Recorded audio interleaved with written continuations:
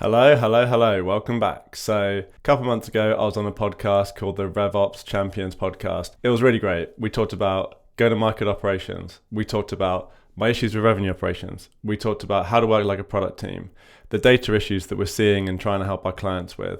We talked about attribution. When don't we talk about attribution? We talked about a lot of stuff. So, check it out. Let me know what you think. Give it a listen, and we'll see you on the next episode.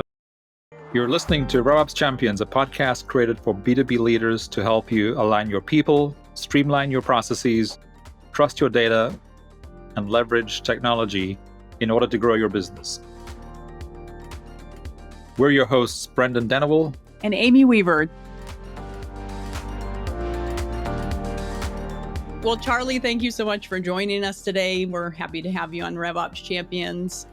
You were invited here because I saw the work that you and Chrissy and Xander are doing on your own podcast and the activity that you're sharing on LinkedIn.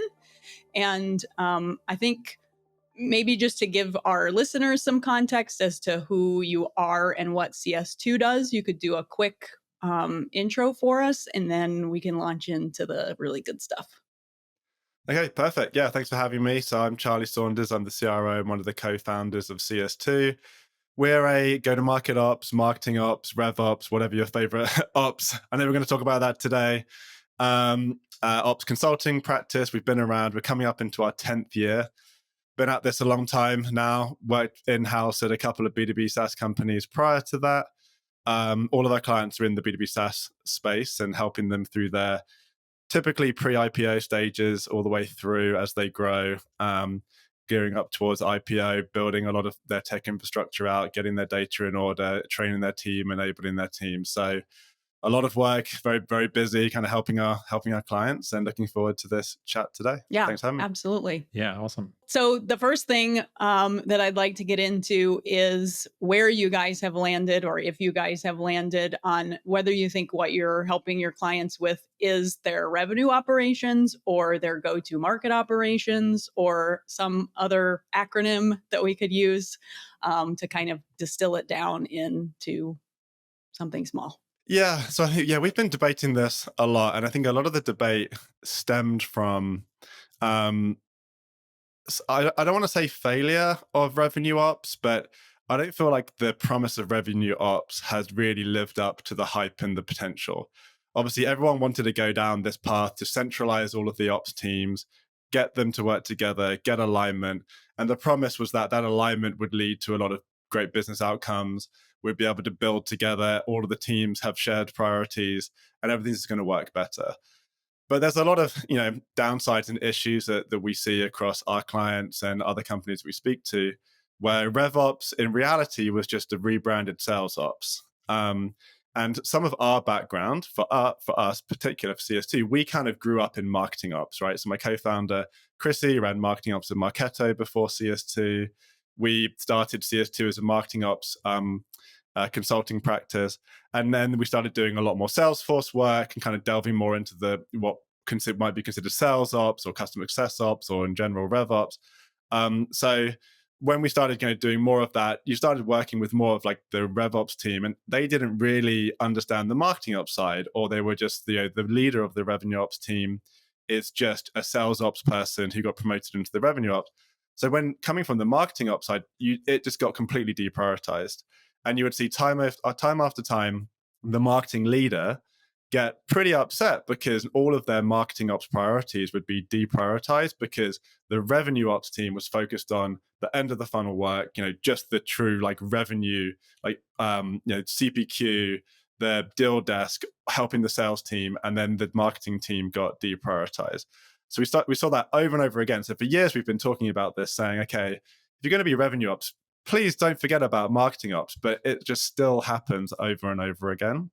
And then the other side of it was marketing ops has really grown up a lot over the last few years, or even the last decade since we've really been at this.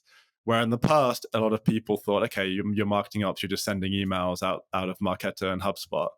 But now, it's very technical work. We're integrating like 50 tools. We're doing a lot of work in Salesforce, a lot of analytics work and analyst work.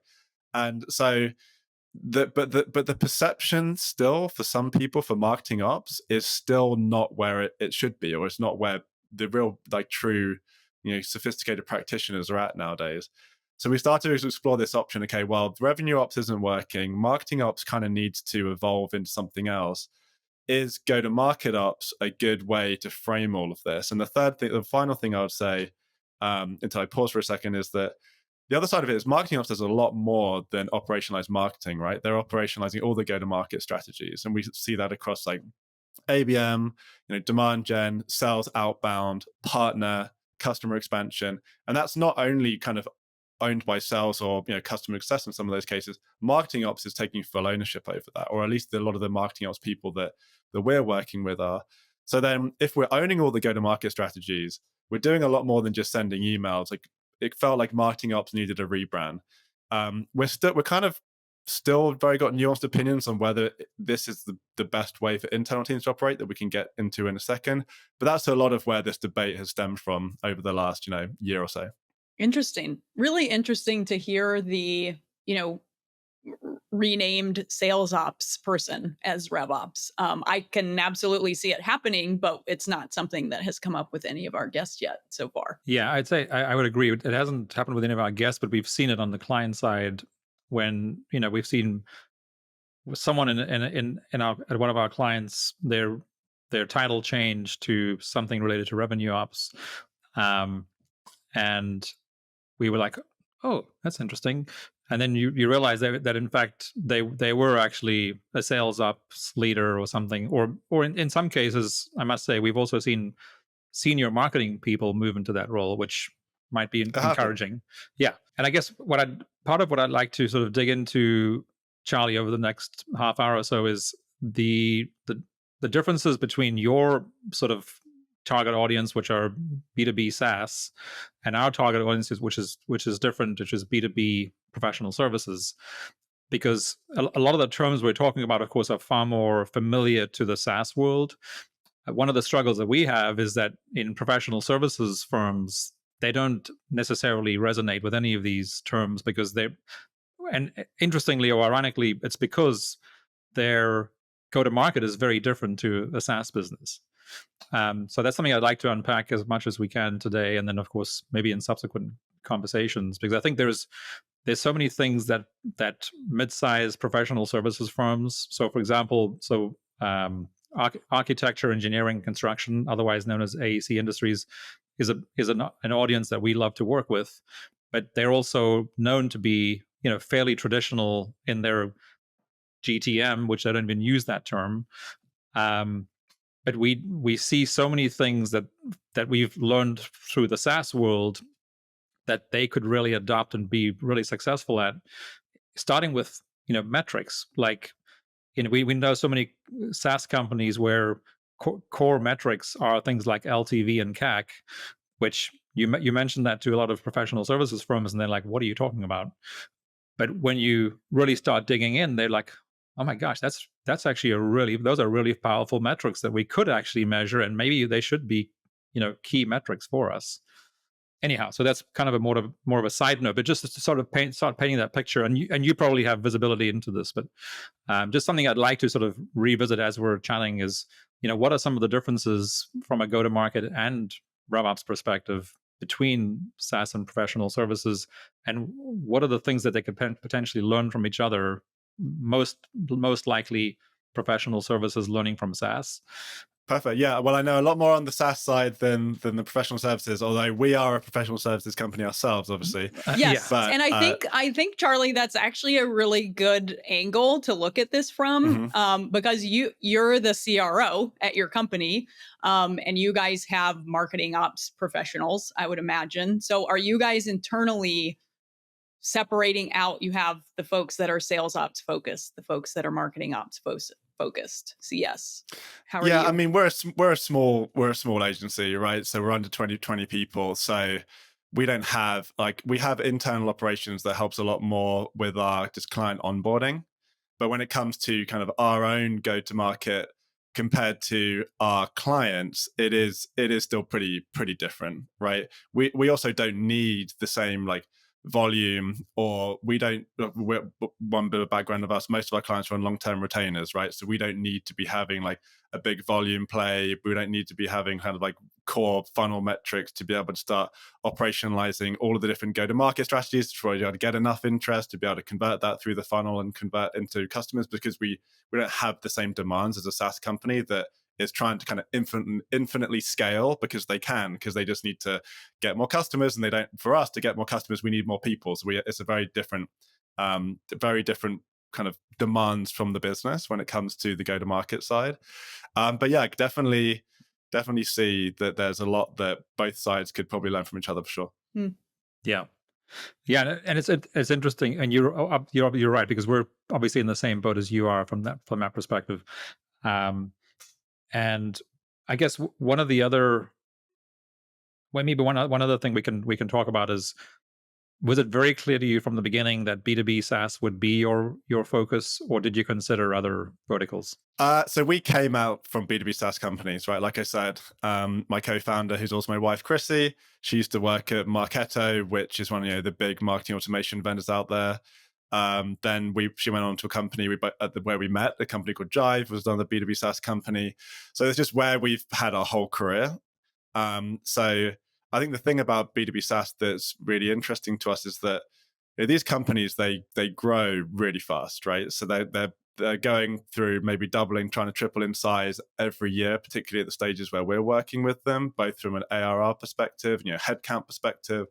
So they're always in this kind of insane build mode, which is where we really like to play, right? We're coming in and we're helping build out all of this infrastructure from the ground up, or they've already got some way through their growth stages and they've done it all wrong when it comes to setting up the CRM and marketing automation and all the tools. So we're coming in and we're stripping out and we're kind of pulling out a lot of what they've built and resetting the foundation.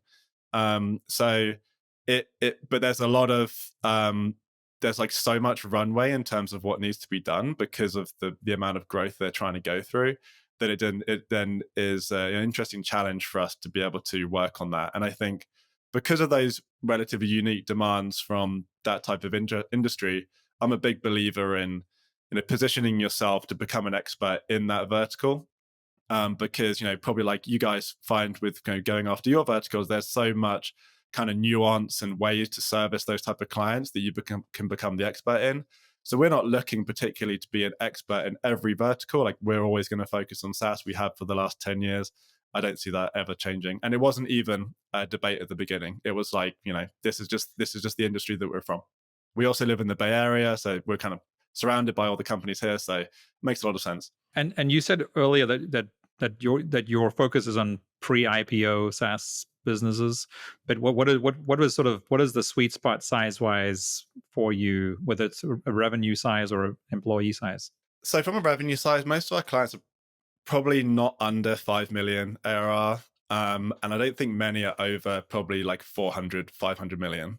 But that's a pretty wide range, yeah. Range, right? I would say our best clients are the ones that they, like I've mentioned, they are trying to actually build out kind of a foundation to grow on. They have a few operations people in-house that are so busy with the day-to-day that they need to bring in experts to really help them build kind of the core components and that core piece of the foundation. A lot of times we get brought in by a new CMO that's coming in, and they come in and they go, okay, I want to make some decisions. Where's my data? And everyone's like, what data? Like, we don't have good data. So then the CMO goes, okay, I need to get this pretty soon. Otherwise I'm going to get fired in like 3 months because I can't make any decisions. And then, we get brought in, and we have a lot of relationships with previous CMOs that we've worked with. So they'll bring us in and we'll kind of help the team get what they need from a data and architecture point of view. So would you say, going back to kind of the questions that I sent you before this, would you say there are some common traits with the teams who have kind of figured out this rapid growth scale situation, and then ones that are really struggling and maybe hitting lots of roadblocks along the way? The first one I think is when you start, because I think companies that leave it too late to start actually investing in operations, they're the companies that really feel the pain. And the reason why is because that is the exact reason that I just talked about.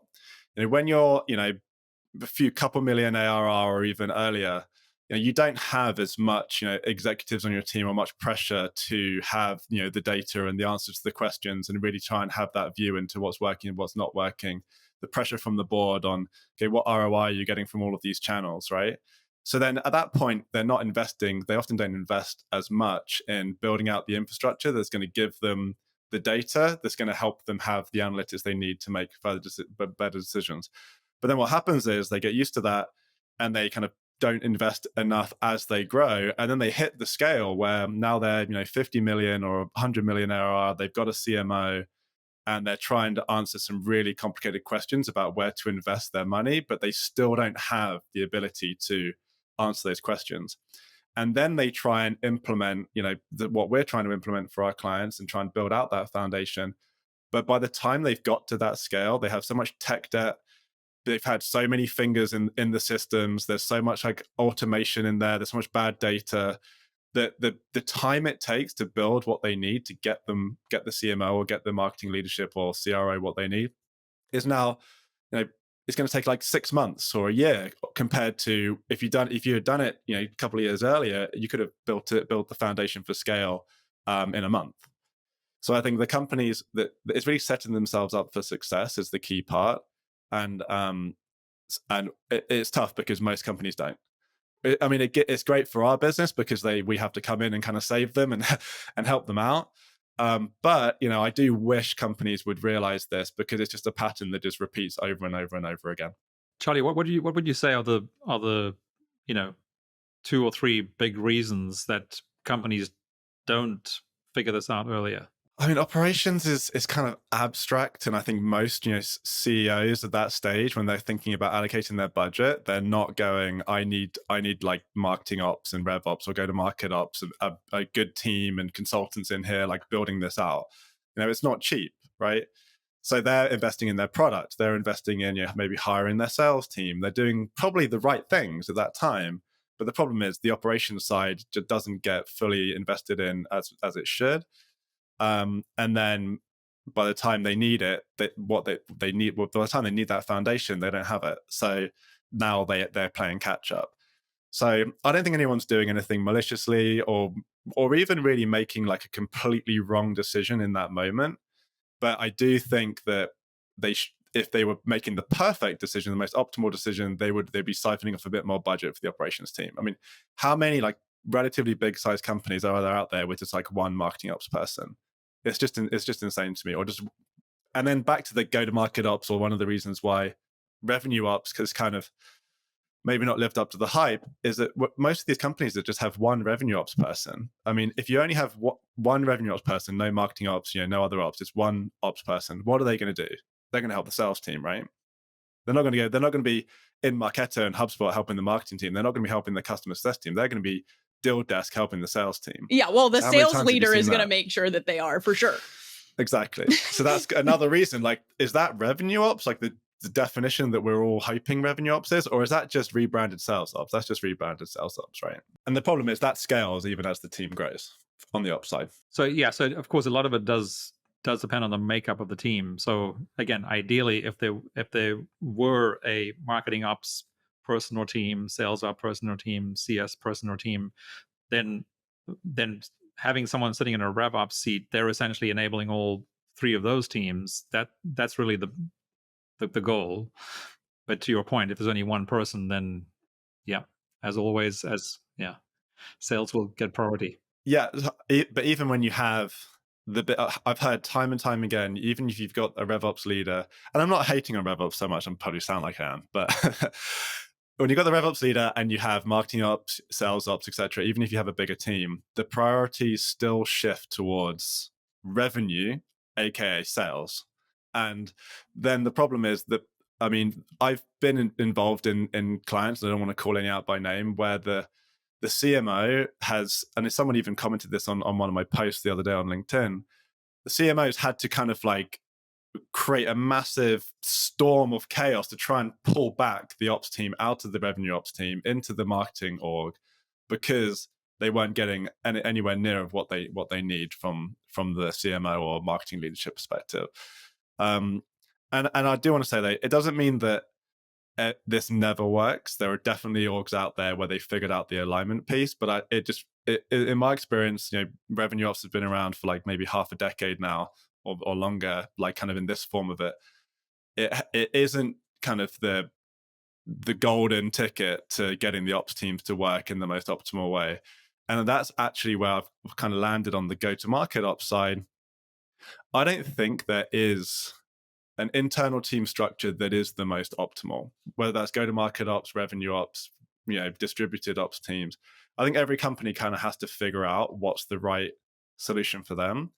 And it's probably going to change over the years. Like when you're smaller, it's going to be in a certain way. As you get bigger, once you're, several hundred million ARR, like there's probably going to be even pressure from like the IT team to get involved and maybe strip away some of the responsibilities there. And it's going to, our perspective from CS2 is now focusing less on trying to tell companies like, this is the way to set up your ops team. It's actually trying to help our clients specifically figure it out for them. But then from a go-to-market ops point of view, we still see ourselves as go-to-market ops, as CS2. But that doesn't mean that every other company out there has to do it. But we see go-to-market operations as more the deliverable that the operations teams should be trying to build. So this go-to-market operationalization, it's like making sure that you've got each go-to-market strategy operationalized, not siloed. You've got a unified way that each go-to-market strategy is being operationalized. You have unified data to compare them against each other. You're enabling all of the teams in the right way. So for us, go-to-market ops has now kind of evolved to what we build for clients and less about a team structure dynamic that we're trying to force onto any company. Yeah, and I think, ultimately, if you think about it, the reason that we and so many others have come to this dilemma is because we're just trying to name something that is really the alignment of people, process, data, and technology or systems, right? So I think ultimately, when you're having a conversation, our own go to market thing is we'll park that for a second, because obviously part of what we both have to do as business in our businesses is generate, even though it's not as many leads as SaaS companies, we need to generate leads. So we need to tell them really what it is that we do. But calling it RevOps or GTM Ops isn't necessarily going to attract a whole bunch of the right people, because really what they're feeling are the the obstacles that come from misalignment between the communication between their marketing, sales, and CS teams, or the lack of clarity around the data or the metrics between those teams, or the handoff of the processes from one team to the next and all the way around from CS back to marketing, etc.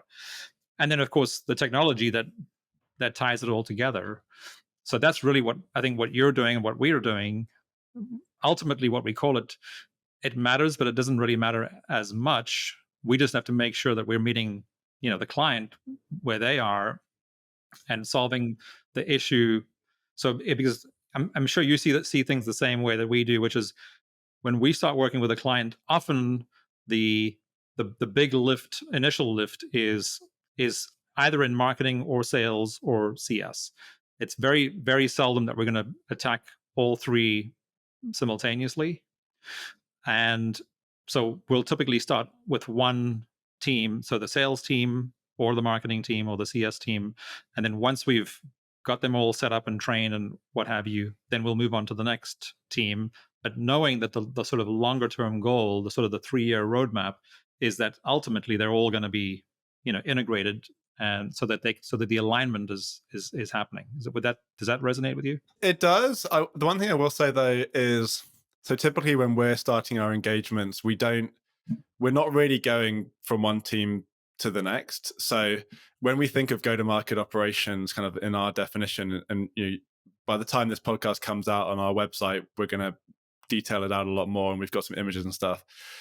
But it does, the actual kind of operational process, when you think about kind of capturing demand, processing the data through all of your systems, handing off to sales, getting the sales process working in a particular way so that you have a repeatable sales process, you can't do that only working with marketing or only working with sales. So like one of the first engagements that we always do is helping them build out the full funnel tracking and operations throughout that full life cycle. And you have to involve marketing, sales, SDR, customer success, but particularly if you're doing like a big customer expansion play. And that's where go-to-market operations is key, because we're not just operationalizing everything for the marketing team to just like get an MQL count, or we're not just operationalizing everything for the sales team to just handle their opportunities. You need the full system to be working in unison and a unified approach to be able to understand that full life cycle, and then multiple life cycles, because you could have a partner play going on at the same time as well, and sales outbound and marketing inbound and ABM and customer expansion. And we're trying to coordinate all of that in a way and get a data model and a process that we can unify, so every team is working in a similar way. And then when we pull our reports, you can report on sales outbound and demand gen and customer expansion and partner in the same reporting infrastructure, as opposed to going with each team and pulling opportunity reports to do for sales, and marketing is just doing lead reports, and partners just using their partner portal, and customer success is just only looking at renewal ops. It's like we're trying to unify that. So there is going to be kind of like some projects where we are working with distinct teams, but usually the first thing that we're doing is actually trying to unify the teams into a common approach. Yes, absolutely. So, I mean, yeah, I guess I skipped over that part, which of course comes back to what you were saying earlier. So, which is when we're in the sales process with our prospective clients, it really, one of the first things we're trying to get to is, what are the core reports that you need as a leadership team to be successful? That then tells us, how much marketing and sales and CS have to, have what their parts are to play in that. And it's really as part of that process we realize, okay, so the biggest opportunity for making some improvements, because again, I think in your case and in our case, marketing, sales, and CS are all already using something, right? They already have processes in place. They have data that they're using, whether it's right or wrong. They have technology. When you start working with them, they might have 50 different pieces of software. By the time you're done, you might be down to 37 or whatever it is. But they all are starting with something. So I guess in our experience, it's typically works where, okay, let's dive in and get the sales team, up and running, knowing that at some point we need to connect marketing on the one end and CS on the other. But we don't sort of tackle it all at once unless there's a real need to do so. Yeah, I think there's so many ways that you can tackle all of this work, right? So I think if we're getting to the same end result, then there's always there's so many nuanced ways to get there. And I think it probably also depends on the type of company and the size of the company and the complexity in the company too. So absolutely, yeah. Without a doubt, someone on my team, Xander, who actually we talked about Xander, right, Amy? He has like the "it depends" kind of neon sign behind him. And I think, as consultants, obviously we sometimes use it. Some consultants use it as a cop out, like, oh, it depends. I don't have the answer. But like, really, most of the times it does depend on so much of the individual situation for each of our clients. Well, if it's all right with you guys, I wouldn't mind switching gears a tiny bit to talk about implementing technology, because it sounds like for you guys, just like for us, a lot of what we're suggesting folks do is change their tech stack, streamline their tech stack, optimize it, start all over again. So what are the steps that you would walk a client through to help them evaluate what needs to happen with their tech stack? I've mentioned the go-to-market ops side. We actually have a go-to-market ops framework that details out all of the components that our clients have from a process and data perspective. And we often will map their tech to that, so we can see for all of the core processes, what tech are they using. So they might have marketing automation, CRM, automation tools, data enrichment tools. They might have, experience tools like webinar tools. They might have conversion tools like a Chili Piper or website conversion. They're going to have, a dozen or a few dozen tools across this that we're going to map onto there. And then we're going to try and see, okay, with the way that you've set everything up, from the integrations and the processes within these tools, like, where are the issues? And often, there's a lot of issues that you can fix within their existing tech stack for them to feel like and actually experience better ROI from their tech stack, as opposed to, ripping and replacing. As I've mentioned, kind of most of our clients, they have, and you touched on this, like, they have the core of their tech stack ready, so that they'll have Salesforce. Maybe some clients might not have marketing automation, so we'll be helping them implement Marketo or HubSpot. But a lot of the time they already have that. So, but then when we look at the core processes and we're trying to build out, the life cycle and how the data is going to be moving through and getting updated through the core tech stack, there's often the pieces that might be missing, like data enrichment. They're like, okay, well, now we're going to have territories and we want to be able to do scoring based on different segments. And it's like, well, do you have the data? And they're like, no, we don't have the data. So, okay, we're going to need to enrich this data somewhere to be able to get that. So you end up finding the gaps. But often, what happened over the last, particularly around like the early 2020s and maybe a couple of years before that, is every company went on a massive, buying spree of technology. We're kind of seeing it again now with AI tools. Interestingly, I thought every company learned their lesson during the crazy boom times. But so there's so much opportunity to remove the shelfware, right? So as we're going through, we hear it all the time. It's like, okay, they're like, oh, someone bought 6 cents, but I didn't even know who bought it, and we've got it, and no one's using it, kind of thing. It's like, okay, well, are you going to renew this or are you not? Like, we can help you get the ROI out of this, but like, let's really figure out if you even have an ABM strategy to do it. So many companies, you've probably seen this, they put the tool before the strategy. It's like they didn't really know what they were going to do with it. They just wanted the tool. So then, once we've got a good understanding of the tech stack, all of the processes within the tools, we figured out how to just get, particularly from the core tech that you're probably not going to rip out, how to just get that working better. There is then the opportunity to then start pulling out and saving the client money because they've got a load of shelfware. And an overlap of what the tools do. I think that's another thing that happens when you're just bolting on, is that like, oh, actually, we did have a tool that has this. They've added it to the roadmap or whatever it is. And now you don't need the 2 separate ones. Yeah. And they probably bought all of the tools without even speaking to their ops team. It's like the marketing team, oh, we bought this tool, and they throw it over the fence to the marketing ops team. Like, can you implement this? Wait, it's like, I thought we had the tool that kind of did this. So yeah, it happens all of the time. And again, yeah, I saw some head nodding when I said it, but the new AI tool revolution here is adding a lot to people's tech stacks. It's real. Good and it's bad. Happening. Good and bad. Yeah. So yeah, I think that's it. Like, figuring out where the shelfware is, getting the actual core tech stack working properly, and then figuring out where the gaps are. So. Okay. So I guess the one thing that has come up a lot of times in these conversations is also identifying the specific problem that you're solving with the technology. So it sounds like there's a step back that you need to take with them too, and say, what was the problem that this solved? Is it still a problem?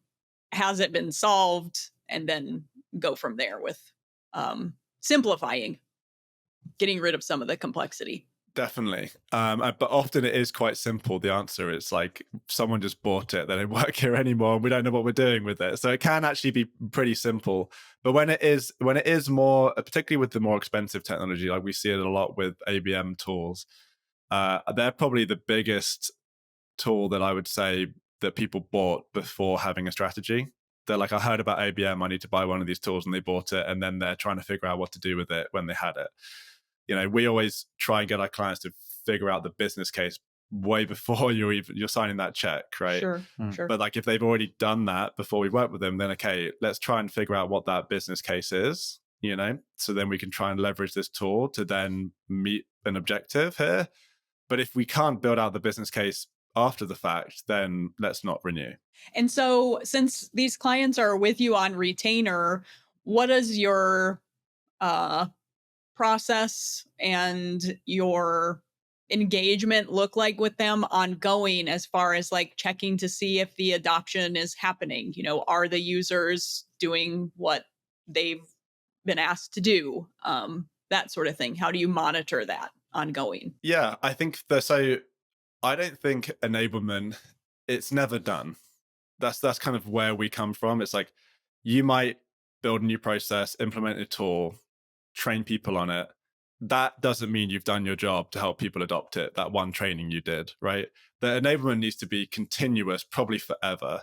Particularly a lot of the companies that we work with, their whole team could have turned over every year or two, like where they've got a whole new sales team or a whole new marketing team or a whole new ops team almost every year or two. So you need to make sure that for new people being onboarded, you've got a process for them to be able to be trained on what the core things they need to know. And that's not just only tool specific, that's process and the human element that they need to bring in to make sure everything's being tracked properly. But then making sure it's even baked into those tools now where you can have like all of the different enablement pieces baked into the platform, right? Where they have like the little hover over and it'll tell them to do something, or they can link out to different pieces of documentation. We're massive on documentation here. Xander just recorded a video for us all about how we help our clients document. Most of our clients, when we start working with them, there's like no documentation. So no one knows how anything's working. Where everything we build the document first before we even start like gathering requirements. Like get the document, and then we use this to gather requirements. And then we use this to then go through the whole life cycle of that project. So by the end, now we've got an enablement piece to help people. And I think adoption is all down to like do people understand what you've built? Are they bought into it? Is it documented? Are they able to follow? Is the process simple enough for them to be able to follow? And if you have all of those things in place, then the adoption will be there. But these fast-growing SaaS companies, those things always get pushed to the side and not prioritized. Well, I think it's true in a lot of industries. We just had an interview with an EOS implementer, and he said that process and specifically documenting them is something that nearly every organization struggles with. Yeah, for whatever reason. I mean, my take is that it's because most people try to document after they've built something. Like they'll do the whole project, and then at the end they go, "Oh, I should document everything that I've done," and then they go, "But actually, I've got another important project that I should work on now. I don't have time to do that document."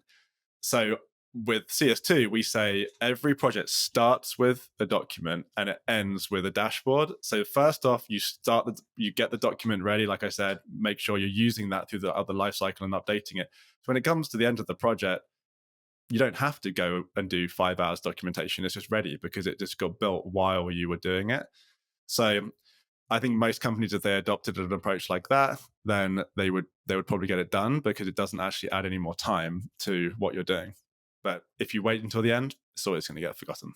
Well, especially if you're not actually the person who's building the process, you're going back and trying to document what has been done by someone previous, then woof. Yeah, we do that a lot for clients when we're coming in. They'll just be like, "Oh, can you just help us understand how all of this is working?" So sometimes our projects are literally just to document for them what has been built. But that comes down to the turnover side, because probably the ops team is all brand new and they're just trying to figure out what's been built for the last 5 years that have been built by other people. As you were talking, you were talking about how enablement is never done, and then you sort of talking about the training and onboarding and ultimately what adoption really means. But I'm guessing if enablement is never done, then adoption is never done either, because as long as you have new people coming who need to be trained and onboarded, etc., adoption is always kind of a moving target as well. So that's kind of built into your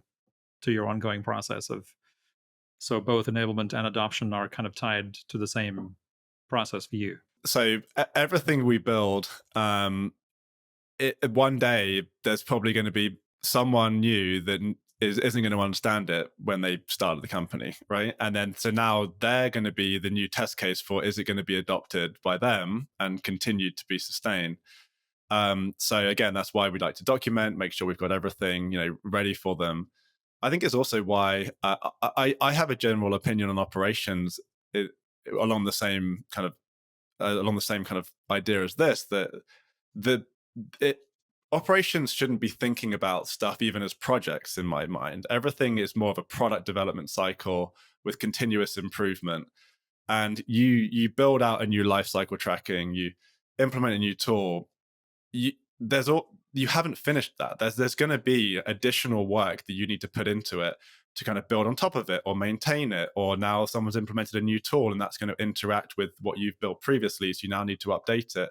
it's such a fluid process of continuous improvement, as opposed to we do a project, we enable everyone on it, now we're done, and then we move on to the next project. It's like, okay, we've built this feature, and that feature could be a new tool or a new kind of really big deployment or something. Now we need to make sure we're maintaining it for a long time. We're making sure that anything new that gets built around this that could interact with whatever this process is can take this into account. And that's why I think when our ideal approach to engage with our clients is on a continuous basis, because I just don't like it when we've ever done something like a project and we do a project for a client and then we leave, because you're just like, well, is this going to work or not? I can't be around to make sure it's going to work. And I think that's the mentality the internal ops people should have too, which is like, okay, if I'm building something, it doesn't matter if I'm a consultant externally or not. I need to make sure over time this is still people are doing what they need, people still have the right information, and I'm maintaining this. And that's why you've got to be so careful about what you build and new technology you adopt, because it never reduces the ops team workload. Everything you build is a new layer of maintenance that your ops team has to build. But I don't think executives understand that. They think, oh, we'll implement a tool that's going to make the ops team have less work to do. It's never been true. It will always add more work on a continuous basis. And that's why consultants are so valuable, because the internal team is completely stretched thin on the day-to-day of maintaining on these tools. And then consultants have to come in to help them actually progress forward and build new things. And I suppose you could say the same thing for anyone in a RevOps function, right? Whether they're marketing ops, sales ops, CS ops, or RevOps, that every day that goes by where more data is being added, processes are evolving and having to be iterated, that just creates more complexity for them to be solving on an ongoing basis. So I think that's a really good point. Charlie, in the sort of process and documentation piece, which obviously is it sounds like an important part for you, both personally and at CS2. How do you sort of talk and think about the iteration of processes? So, because to the point where you were saying, one of the first things you help do is make sure that the processes are created, and or created while the project is being done, so that the process is complete when the project is complete. But of course, as we all know, processes will also evolve because of continuous improvement. First of all, how do you do that? And secondly, what are some of the resistance that you get around the continuous improvement of processes, if any? Well, first off, I think there's always a requirements gathering step, right? We're not just improving a process because we feel like it. There's got to be a reason why and a requirement. And often, so to your resistance question, there often isn't resistance because it's been the reason why we're even thinking about improving it is because maybe a salesperson is like, oh, I don't like the way I'm creating opportunities, or this process, it's hard to follow, or a marketing lead is like, well, I'm trying to get this report, but sales are just creating opportunities the wrong way, so it's not being tied back to any of my marketing programs and campaigns. So there's always a reason why you're doing it, which then kind of makes the resistance point not less important, but maybe less of a hurdle. And then when you're going through the requirements gathering, that essentially is building a business case for the reason why you're making the change. But then to the resistance piece, there is always resistance to change, right? So sometimes like what the marketing leader wants isn't what the sales team wants to do. So then there's trying to navigate that. And sometimes that can honestly just be political, which sucks. But most of the time, to give everyone the benefit of the doubt, it is, marketing wants a clear view of what's working and not working. And to do that, there's a lot of kind of human steps that need to go in the right way, right? The way that the sales team operates in CRM. And then that adds a lot of work on the sales team's plate. And all they want to do is just close deals and not bother about, updating stuff in Salesforce. So there's always that trade-off. So you're trying to make it easy for them And generally what we try and do is automate a lot of those steps through the sales process for them based on stuff that they're just already doing. Like if they're using a sales loft or an outreach engagement or a sales engagement tool, they're creating activities in Salesforce. We're trying to trigger off those and then capture the data that we need and move through the sales process so they can just work in their tool they're used to working in without actually having to go back and update statuses and do all these things. But I think there is the resistance, but I think the more that you can bring, that's kind of like back to one of my original points on when we start, we want to include the salespeople and the sales leadership at least in these conversations, because if you have them in the room when you're making these decisions, then the buy-in is kind of set there by default, as opposed to being like, okay, I worked on all of this with the marketing team. Now sales team, you got to go do this. And they're like, wait, where did this come from? But if they're part of the process, it makes it a lot easier. And if they understand why, because you've gathered the requirements the right way, then it makes it a lot easier. Yeah, it answers the question of the why. And it's something we're doing for your benefit, for you and with you, not to you. So it sounds to me, Charlie, like, but correct me if I'm wrong. So are you typically working with one sort of functional leader, so that you're being brought in either by a CMO or a VP of sales? You're not necessarily working cross-functionally at the leadership level, or leadership meaning like CEO, or yeah, we're normally brought in by marketing leadership / sales leadership if they're both kind of on the same page about what they want to do. But based on our background and just a lot of the people that we know, usually it's on the marketing side. But then that's when we come in and say, well, we don't, based on what we just talked about, we don't want, if we're doing something that's going to impact the sales team, let's get them involved, right? So then they get brought into it, but not typically brought in by at the C level. But obviously they're approving the decisions of the CMO at that point, hopefully. So more on the marketing side.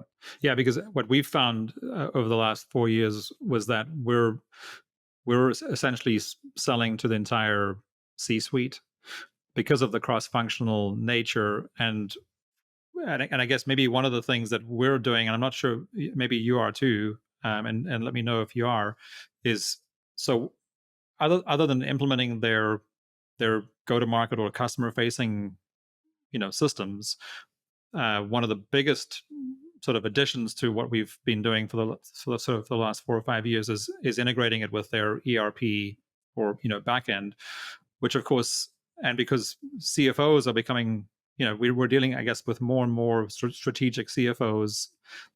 CEOs are getting very, very personally involved as really the sponsors of these massive change management or these sort of technology initiatives, whatever they call them in that organization, which of course is ideal that you have sponsorship from at the highest level.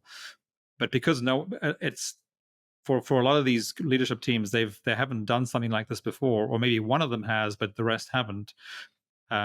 We find ourselves having to really educate the entire C-suite about the value of what it is that we're doing, and it's which once you do that, I think it's really powerful because they all get what it is that we're all doing collectively, and it's going to benefit all of them because they have better visibility and their teams are all a lot more productive, etc.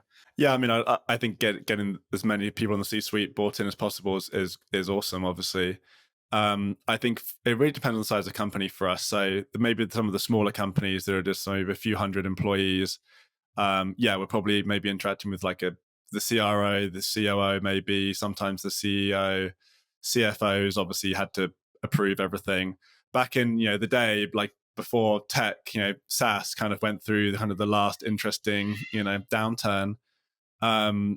The approvals were like pushed down the chain. A marketing ops person could sign off on like a $200,000 contracting agreement. Now, CFOs and everyone's getting a lot more involved. So yeah, we've seen probably over the last few years a lot more interaction with that group. But for our bigger clients, it's more. It isn't always at that level, right? The CEO probably isn't as interested in like how we're implementing HubSpot or something. Mm-hmm. Sure. And so it depends on the project. It depends on the size of client. But yeah, it's definitely probably gone in that direction more than it definitely was prior to 2022. But yeah, again, depends on the size. Yeah. So we're running close to time, and I want to make sure that we share some fun stories from I won't call them projects that you guys have worked on, but You can call them projects. it can get, and I'm sure you've experienced this as well, it can feel a little repetitive when we're having these conversations because organizations are all having the same challenges, feeling the same pain points, hitting the same roadblocks, et cetera, et cetera. So I would like to end on a positive note of once they've gone through all this work, once they've, had the business case lined out, the problem that they're going to solve is solved, the tech stack is not bloated, but does all the things that all the teams need, and you have visibility across the teams. What does that mean on the client side? What are they able to do for their businesses? So they've gone through all the pain. And so, yeah, and what does it look like on the other side, kind of thing? I mean, you touched on it when you said you always ask, I think, in your sales process, what reporting you're trying to get to. That is always kind of the not the last step, but that is kind of like where you're trying to head to, at least for a lot of the work that we're doing. A lot of companies and the leadership, they just want visibility into what's working, and they want to be able to make decisions. So when they can actually do that and they have reliable data, because the process, and we know on here and everyone else listening probably, it's a lot of work to get to that. There's a lot of processes and tech and a lot of kind of complexities you have to work through just to get reliable reporting. When they have that and they haven't had it, I mean, it's a game changer. They can actually make decisions. Yeah. And they feel confident in those decisions. Exactly. One of my clients, they gave me my new favorite term. It's called Excel Olympics, where they're like pulling loads of data out of all these tools and they're trying to throw it in Excel. They're spending a week to get their board reports ready. And they're doing Excel Olympics to just try and get data. And every time they do it, they're doing it in a different way. So there's not a repeatable process. No one likes the data. And it's just a disaster. Once you work with someone who can actually get this built out properly, now you don't have to do Excel Olympics. You can actually just pull the report either out of your BI tool or out of your CRM. You can trust it. Everyone's on the same page. Alignment, marketing and sales aren't banging heads every day because everyone's pulling different reports, looking and thinking they've got the right data. So I mean, it just leads to a happier existence. And you can do it all in real time. In real time, exactly. Yeah, it doesn't take 3 weeks to pull the board deck every quarter, which a lot of companies are doing that. Which is. I mean, we actually hear that a lot, and it's too bad because I mean, Excel is an amazing piece of technology. But really, it's not meant to be used for the things that a lot of companies are using them for, that we're talking about here. Charlie, I guess one question. I noticed you posted something yesterday, which I just saw the quote, and I wanted to maybe get a little bit of a background on this one. So you wrote, as a CMO, if you don't get the right data and measurement in place, you're essentially signing your own death certificate. I mean, it wasn't my quote, so yeah, go ahead. Yes. No. So, and I didn't read the rest of it, but what's behind that quote? So I had a call with someone, Lindsay. She let me actually use her, name, and so I mentioned her in that post. She's been a CMO twice, and now she's a consultant, fractional CMO. And she just said that quote as we were talking. We were thinking about like maybe how we could work together, and she is very conscious of the fact that a CMO can't be successful if you don't have the right measurement and data, right? I mean, why does a company bring in a CMO? To come in and make decisions, right? They're not building the stuff on the ground level. They're there to just direct the team. And if they don't have data to be able to do that, and there's so much pressure on the CMO, like in 3 months, you've got to have pipeline doubled. You've got to be like closing revenue. And it's like, okay, well, how do I even allocate, my millions of dollars? Like one CMO actually that I won't say the name, but she started a new company. I think they're maybe a couple $100 million in revenue, and they were spending $1 million a month on ads. And the first question was like, is any of this turning into pipeline? And none of the team could answer that. So how can a CMO be successful and not just kind of get an early exit when they don't know, should I invest more in ads? This could be the best thing that we're doing. Or should I just completely stop it because no one can say whether this is actually working or not because they don't have the data. So I think that quote just hit me so hard when she said it. And I even asked on the call, can I use this as a quote? Because it really is signing your own death certificate if either the company hasn't got the measurement in place before a CMO starts, or if it isn't, top 3 priority once a CMO starts. Because 6 months in, companies asking you to make these decisions and make things better, don't have the data. I mean, you're not going to be making anything better, are you? And would you say that would be the same for CMO in any industry? I don't know. I mean, I'm so That's specific to SaaS. Yeah. So she's also in SaaS. Yes, is that yeah. Everything I'm said on this podcast is very specific to SaaS. Hopefully, it applies to other industries. I think it absolutely does. I think that applies to other roles as well, not just a CMO, but a leader who has to come in and help a company get to this new inflection point, or turn something around that's gone horribly awry. I think you're exactly right. Like if you don't have the tools to say, like, here's where we can get some quick wins and kind of prove that it was worth them bringing you on, then that's a tough spot. Yeah, but I guess what I see in for example the AEC industries is we're talking more and more to a leader of strategy and or innovation, not the CMO, because the CMOs in those organizations are really, really focused on brand and content and stuff like that. They're not necessarily data-driven CMOs. I would say maybe SaaS definitely has that, but there has been definitely since in the last maybe 5 or more years, a lot more CMOs kind of growing up through kind of more of like the demand gen or like the pipeline generating aspects of marketing, as opposed to just like brand or product.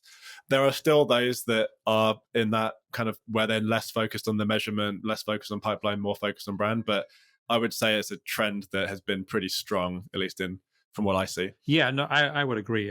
I'm just wondering whether that'll happen. Because I think any business or in any industry that's not data driven today is playing at a huge disadvantage. How you would operate, right? Like, how can you operate without data? Because you just can't make a decision, particularly when you're trying to deploy tens of millions of dollars of marketing budget. I mean, if you don't have any data to base that on, you're just guessing. Or you could just do what Peter Drucker did. Yeah. Know what 50% of it's doing, and don't worry about the other 50%. Right? Yeah. No, I mean, that was a joke, but yeah. I mean, getting to 50% is better than 0% of knowing what's happening. So that could at least be like the first step. But I think he had the quote of what gets measured gets managed, right? So if you can't set goals for your team because you can't measure anything to say if they've achieved those goals or not, then your team's flying blind too, and they're just like doing stuff, being busy, but you don't know if you're actually impacting anything when it comes to pipeline and revenue. So and then you're not motivating them to try and achieve the goals because you're not holding anyone accountable. So, I mean, that's a big part of data, right? Holding people accountable. And if you don't have it, then people aren't accountable. I'm not saying people are lazy, but they'll just kind of feel like just do stuff because it feels good, as opposed to do stuff that's actually moving the needle. Yeah. Mm-hmm. And people need to know what winning looks like, because we've grown up keeping score on everything. So it makes sense if you can translate that into your work.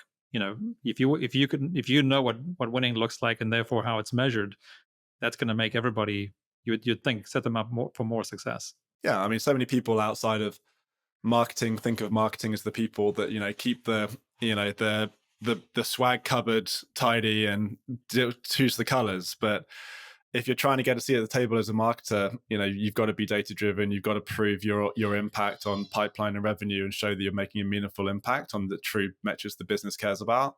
So if you aren't able to tell that story because you don't have the data, then you're going to really suffer as a marketer in this day and age, for sure. Yeah, build the story around the data and then you'll be successful.